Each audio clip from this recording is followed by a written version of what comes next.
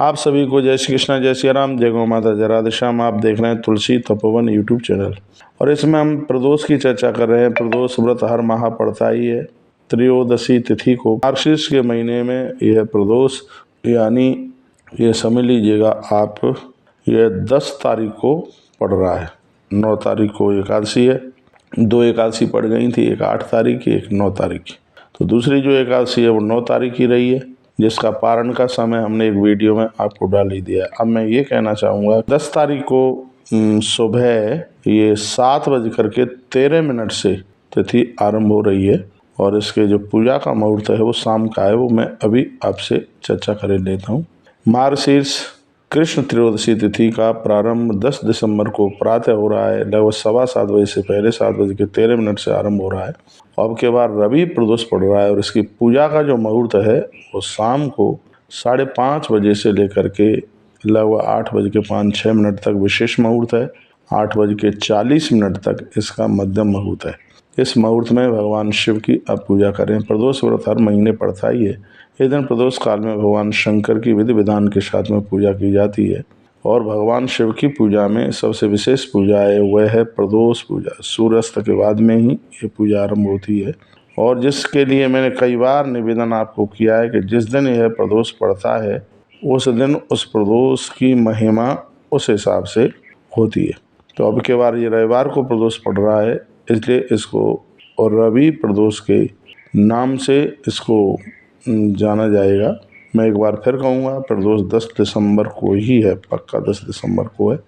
पूजा के टाइम शाम को है, वो मैंने आपको निवेदित कर दी है कि इसका शुभ मुहूर्त है पूजा का।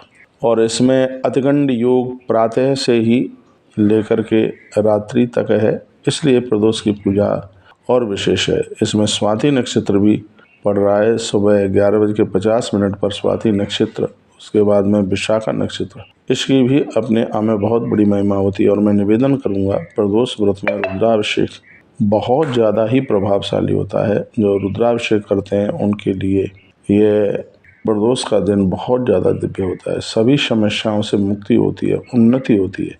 रुद्राभिषेक के द्वारा लोगों का पागलपन खत्म हो जाता है, मूर्खता खत्म हो जाती है।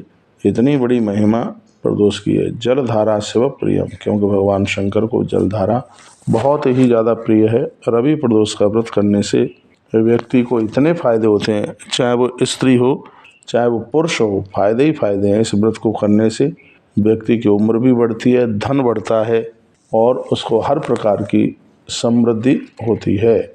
यह प्रदोष की महिमा है। यह प्रदोष सोमवार को पड़ता है इष्ट के दर्शन के लिए। मंगलवार को पड़ता है, कुंडली के सभी दोषों को समाप्त कर देता है। भूमि, मकान, भवन सब अपने होते हैं। बुधवार के दिन राजनीति क्षेत्र में माता पिता की सेवा के लिए ज़्यादा प्रभावकारी है। गुरुवार के दिन विद्या प्राप्ति के लिए अति विशेष है। शुक्रवार के लिए लक्ष्मी प्राप्ति के लिए और शनिवार के दिन आरोग्यता और संतान प्राप्ति के लिए। और रविवार के दिन यह प्रदोष का व्रत इतना प्रभावशाली है कि दुश्मन भी आपका आदर करेगा, दुश्मन भी आपका सम्मान करेगा और बड़ी ऊंचाई मिलेगी, भारी तरक्की होगी। तो भगवत कृपा से अब के बार रविवार के दिन ये प्रदोष है। अवश्यमेव इस प्रदोष का व्रत आप कीजिए। और आप प्रदोष का व्रत नहीं करते हैं तो आप संध्या के समय में भगवान शंकर के मंदिर में पहुंच करके पिंडी का तो आप दर्शन कर ही सकते हैं। और मैं कहूँगा ये बहुत ही ज़्यादा अपने आप में विशेष है। ओम त्र्यंबकम जजामहे सुगंधिम पुष्टिवर्धनम उर्वारुकमिव बंधनात् मृत्योर्मुक्षीयमामृतात्। अभिषेक के समय पर इस मंत्र का आप जप कर सकते हैं। रुद्राष्टक के द्वारा आप अभिषेक कर सकते हैं। शिव तांडव स्तोत्र का आप पाठ कर सकते हैं और पंचाक्षर मंत्र ओम नमः शिवाय, इसका भी आप जप कर सकते हैं।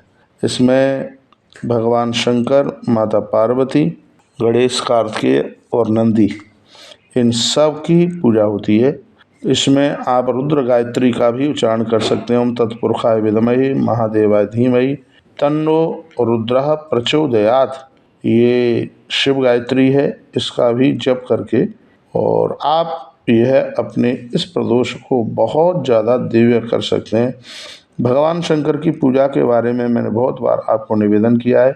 इसमें बेलपत्र, धूप, दिए, चावल, रोली और भोग के लिए मिठाई, बतासे, गुड़ इत्यादि ये चीज़ें, सिंघाड़े की लपसी ये भी इसमें चलती है भोग में, तो उसको भी आप तैयार करके ये आप कर सकते हैं।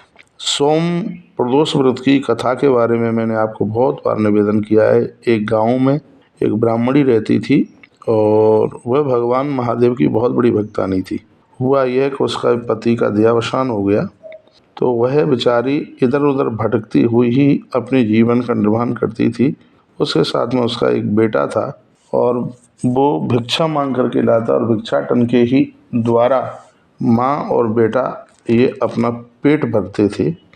लेकिन ये सब होते हुए भी उसको भगवान शंकर की ही कृपा मानते थे। कभी उनके मन में ये गिलानी नहीं हो रही थी कि हम भूखे रहते हैं और भिक्षा मांग करके भोजन करते हैं। ब्राह्मणी, एक दिन की बात थी, वो अपने बच्चे को लेकर के प्रातःकाल कहीं वह जा रही थी, तो भिक्षाटन से ही वह स्वयं वह पुत्र का पेट पालती, अपना पेट पालती थी। एक दिन ब्राह्मणी जब घर लौट रही थी तो उसे एक लड़का घायल अवस्था में कराहता हुआ मिला। ब्राह्मणी ने दयावश और उस बच्चे को वह अपने घर ले आई। लड़का जब वह बड़ा हुआ, अपने बेटे के ही साथ उसका पालन किया। कथा इससे महाप्राण में है, उतना ज़्यादा लंबी वीडियो हो जाती है, इसलिए वो मैं ज़्यादा आपको बता नहीं पा रहा हूँ। स्वयं भगवान भिक्षुवर्या अवतार बन करके तैयार हो गए थे, क्योंकि जो बालक था वो एक राजा का बेटा था। राजा की मृत्यु यवनों के द्वारा हो चुकी थी। मैया ने इस पेड़ के नीचे उसको जन्म दिया था, सरोवर के किनारे। जैसे ही वो सरोवर में जल पीने के लिए गई तो एक मगर ने उसका पाँव पकड़ करके उसको समाप्त कर दिया। बच्चा पेड़ के नीचे घायल रो रहा था। इतने में वहाँ वही ब्राह्मणी चल करके आई। वो सोच रही थी बच्चा किसका है, वहीं भगवान शंकर भिक्षुवर्य अवतार के रूप में वहीं प्रकट हो गए। उन्होंने कहा कि हे देवी, अपने बच्चे से भी अनाथ के बच्चे को पालने की महिमा बहुत ज़्यादा है, तुम इसका लालन पालन कीजिए। वो ब्राह्मणी उस बालक को अपने घर लेकर के चली गई। एक बच्चा उसके पास पहले से था, दोनों बड़े हुए। विदर्भ नरेश की मृत्यु हुई और वहाँ का ये नियम था, राजा की मृत्यु के बाद हाथी की सूंड में माला दे दी जाती और वो हाथी जिसके गले में माला डाल देता वही राजा बनता। तो विदर्भ नरेश की जब मृत्यु हुई थी तो एक माला हाथी की सूंड में रखी और हाथी ने वही माला उस अनाथ बच्चे के कंठ में डाल दी। प्रजा ने उसी को अपने राजा के रूप में स्वीकार कर लिया और उस ब्राह्मणी का जो बेटा था वह राज पुरोहित बना, तो उसको गद्दी मिली। ये प्रभाव था काय का, प्रदोष का। उस ब्राह्मणी ने हमेशा प्रदोष के व्रत किए तो उसका इतना बड़ा प्रभाव था। मैं आपको कहूँगा प्रदोष व्रत आप ज़्यादा नहीं, आप 3 साल कर लीजिए, 2 साल कर लीजिए, 1 साल कर लीजिए, आपको बहुत खुशी मिलेगी। बहुत बहुत धन्यवाद। मैंने इसमें प्रदोष व्रत कथा और पूजा का टाइम वगैरह सब भेजा है। बहुत बहुत धन्यवाद आपको। आपने वीडियो पूरा सुना है। भगवान महादेव खूब कृपा की बरसात करें। ओम नमः शिवाय।